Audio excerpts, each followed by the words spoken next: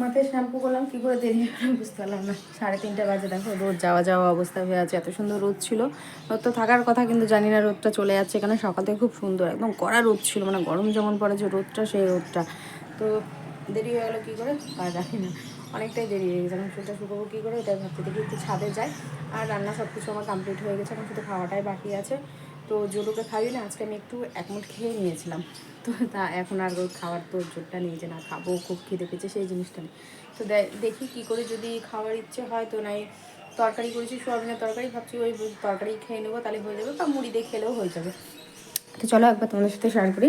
এতে তো ভাত আছে হাঁড়িতে, অসুবিধা নেই। আর এতে টমেটো চাটনিটা বার করে রেখেছি, মানে সাহায্যই হয় না টমেটো চাটনি খাওয়ার। আর এতে দেখো ভাজা সব কিছু, বিন, গাজর, ক্যাপসিকাম, আলু দিয়ে একটা ভাজা, আর এই হলো সোয়াবিনের তরকারি। অনেকটাই হয়ে গেছে, তাও তো ফ্রিজে রাখলাম টিফিন বাটিতে, অনেকটাই ভিজিয়ে ফেলেছিলাম। ভাবকে সরিয়ে রাখলাম, যদি সেরকম হয় তো কালকে নয় নিরামিষভাবে করে নেওয়া যাবে, অসুবিধা নেই। তো এখন ছাদে যাই, এখন ছাদে গিয়ে একটু দাঁড়াই, চুলটা শুকিয়ে তারপরে আমি ভেতরে আসবো। ততক্ষণে হয়তো টাইম পাস চলে আসা, টাইমও হয়ে যাবে। যদি তো ওকে দিয়ে দেবো খেতে, আর আমার যদি ইচ্ছা হয় তো খেলে খাবো, না খেলে না খাই। তো তো ঠিক আছে ঠিক আছে ঠিক আছে ঠিক আছে এটাই বলবো। তো ঠিক আছে, এখন রাখছি।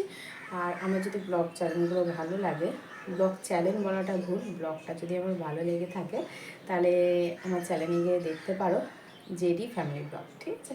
তো সেখানে গিয়ে তোমরা ভিজিট করতে পারো, সমস্ত রকমের ব্লগ দেওয়া রয়েছে ওখানে। তো চলো আজকের মতো টাটা।